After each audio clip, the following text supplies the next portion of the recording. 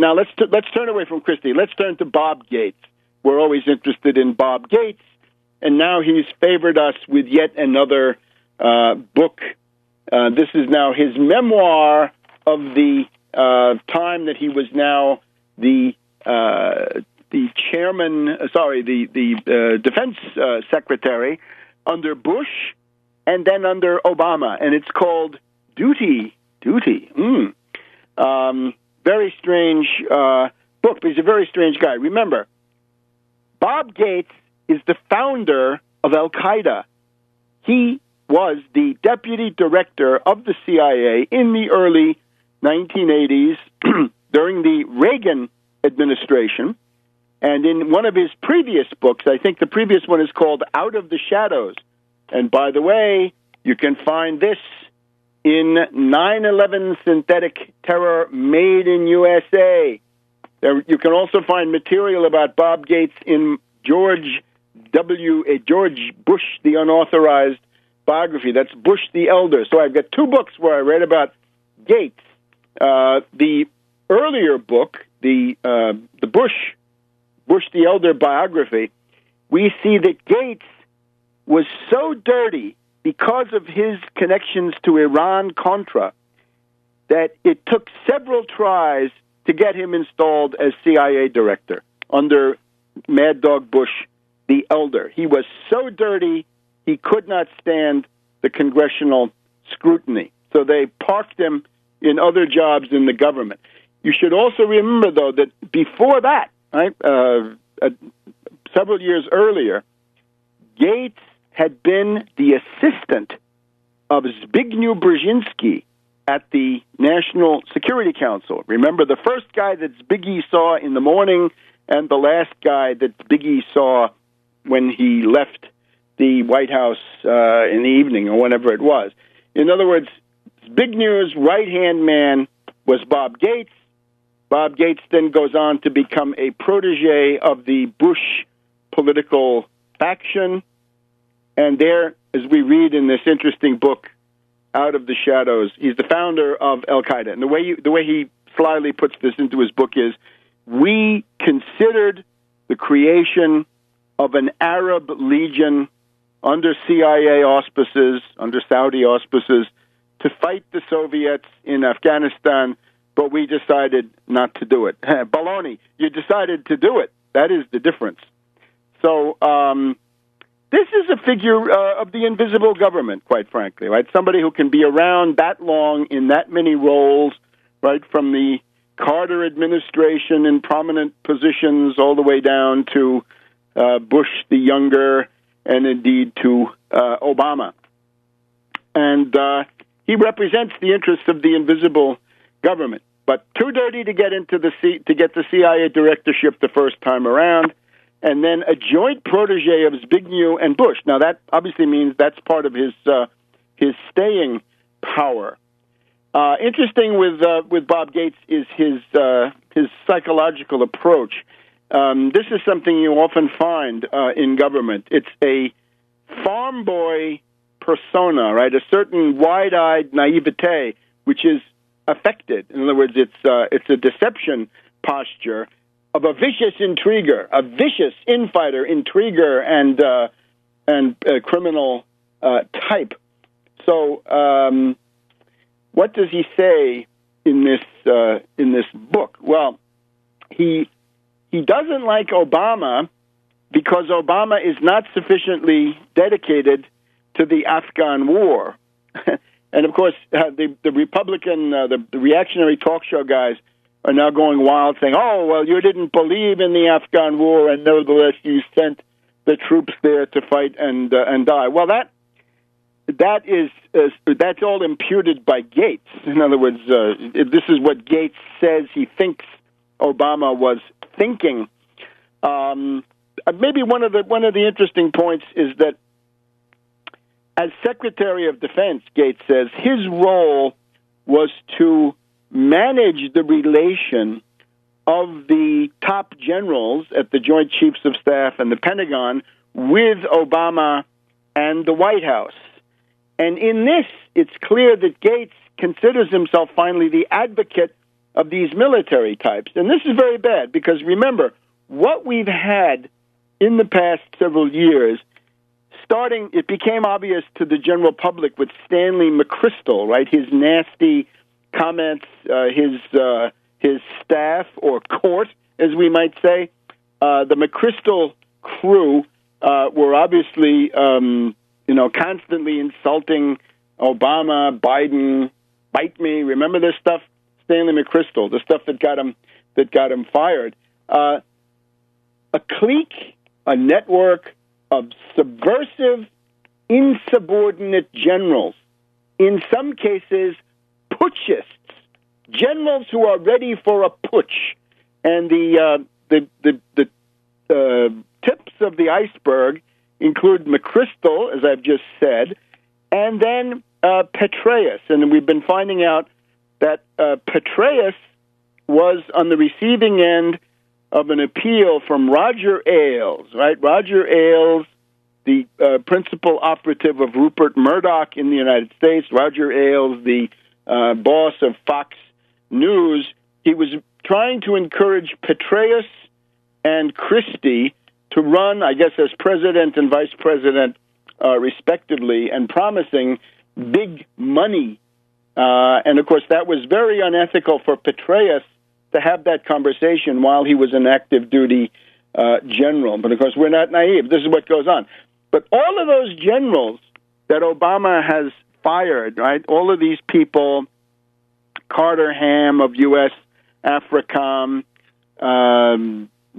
Gowett, the admiral, the people from the Strategic Missile Command, from the Anti-Ballistic Missile Defense Group, General Allen, the commander in Afghanistan, who was touted to become the head of NATO, Stavridis, the admiral who was the head of NATO. All of these people had to be ousted for what? Well, officially because of sex and money peccadillos. In reality, because they were a network of insubordinate putschists. That is the strong assumption in regard to them. And that's why Obama wanted them out. Back in a minute. Welcome back to World Crisis Radio. Just a couple of more notes about Gates. We see that our dear friends, the libertarians, instinctively take the side of these warmonger putschist generals, right? Los golpistas. They think that those are the people that you got to support against Obama, of course, because they're so blinded by their hatred of Obama that they can't see what's going on anymore, right? Obama, certainly evil enough, but having no monopoly of evil and not necessarily the greater evil at any given time. Sure, in 2008, Obama, greater evil, at least in terms of the people that were contending in the Democratic primary, right? But then he's been outdistanced on the evil front by many others who, and some of these include precisely Petraeus and the clique around Petraeus. So when we see, for example, Petraeus in the spring, in February, March 2011, Petraeus comes forward and says, I'm not happy. He tells the press he's not comfortable with setting a fixed date for the withdrawal from Afghanistan. And Gates is not happy that Obama starts a meeting of the National Security Council saying, I'm tired of generals popping off in the press, and I will push back hard against any delay in beginning the withdrawal. And then Obama says, if I believed I'm being gamed, ... right? Watch out or else. And Gates is so upset because he thinks that Obama, this upstart, is denigrating his wonderful friend Petraeus. So you see the idea. He becomes a spokesperson, an apologist for cliques of putschist generals and admirals, and therefore is a failure in managing that relation. His loyalty should have been to the president. But, of course, he says, I had no special loyalty to this president because I was a Republican holdover, and I was above party. I was above all that. I was an invisible government operative, right? A secret government operative, right? He has one authority based on his official title, and then he's got a much greater authority based on his role in this behind-the-scenes entity that most of the time you don't see. The other interesting part, the hypocrisy of Hillary.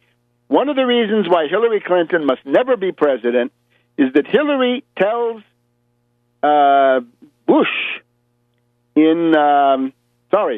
Hillary tells Obama during the time Obama's president that Hillary had been against the Iraq surge of Bush in 2007 because she was getting ready to fight Obama in the Iowa primary, the overtone being that Hillary actually supported the Bush-Iraq surge of 2007 with Petraeus. We're seeing the wonderful results of that in Fallujah and in Ramadi right now. But it means that Hillary Clinton is a real compulsive liar, and even worse than liar, she's a warmonger.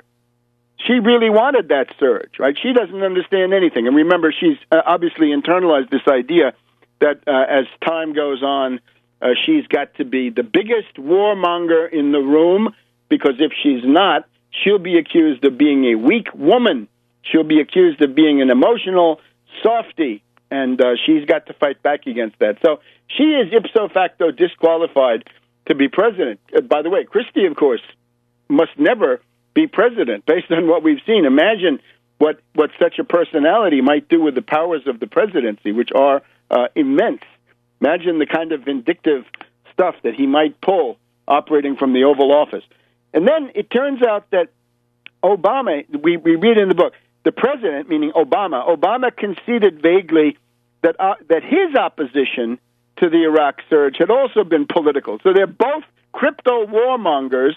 They both really wanted to win the war in Iraq when that was obviously impossible. And this then shows, this is the one conclusion we would agree with Gates about, to hear Obama and Hillary making those admissions in front of him, Gates, was surprising and dismaying. Yeah, what it means is the Democratic Party is a useless, hopeless instrument, and it's time for the tax Wall Street party. Now, let's just say a few words about the World War I anniversary. Unfortunately, we got to the end of the program again. Not much time. I want to call your attention to a very interesting book published by Progressive Press of California. If you go to my website, tarpley.net, which I hope you do several times a week, you will find the cover of that book. It's La France Conquise. Now, this is a book perhaps not for everybody, but if you can read French, you should get it absolutely. It's got my essay on Edward VII, the Triple Entente, and World War I, together with this very interesting study, France Conquered, by Edward VII and his agent, Clemenceau.